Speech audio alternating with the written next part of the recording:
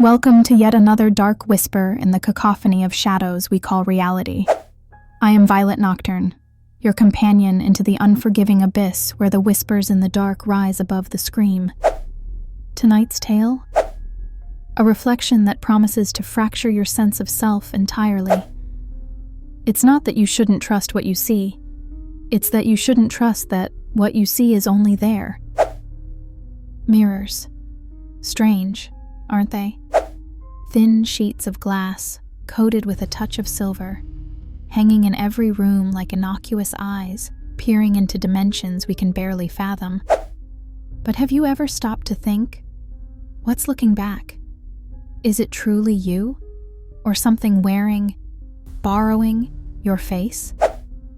You might nod dismissively, but what if I told you someone dared to test that question, and the answer is far darker than you can comprehend?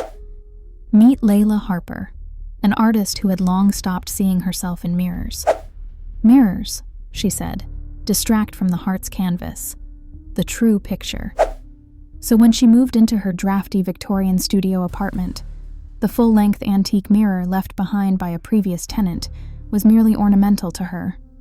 Or so she thought.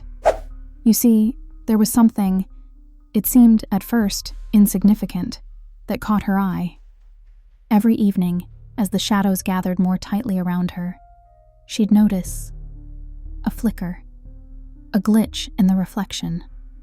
Something that didn't belong, even as it mimicked every gesture, every blink, every breath perfectly back to her. But what was it? At first she dismissed it.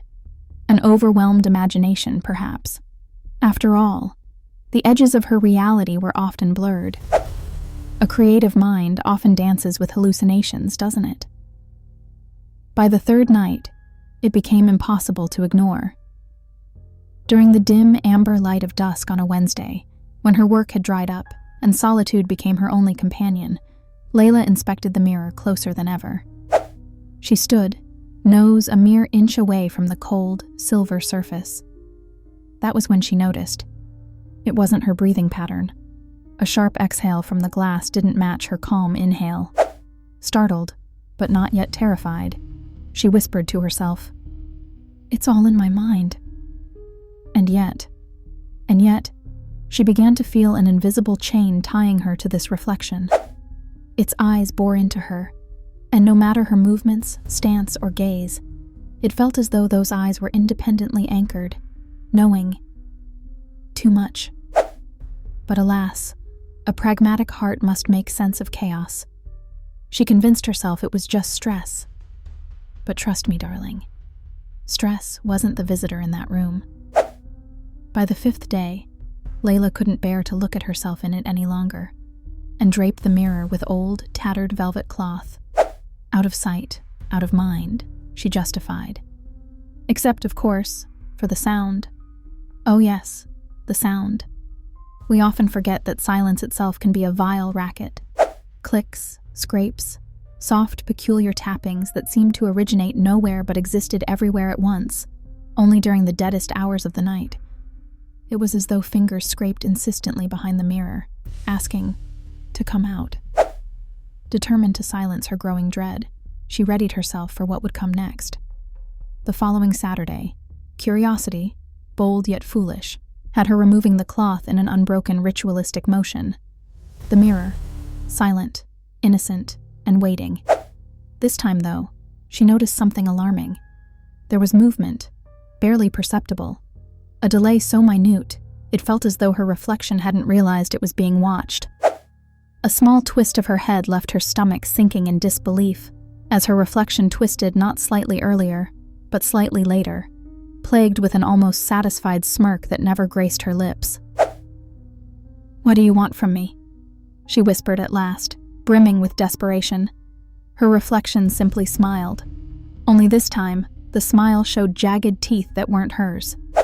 Layla turned to flee, but the room froze. A dreadful paralysis overcame her, a binding weight pressing down on her chest. Her reflection reached forward, to the other side, the mirror's surface rippling as though liquid. And within seconds, Layla was gone. Taken. Now. If you were to dare return to that apartment, if you found yourself standing before that innocent antique glass, you'd see no sign of an artist named Layla, no trace of her existence. What you would see, though, is a single smudge, a handprint.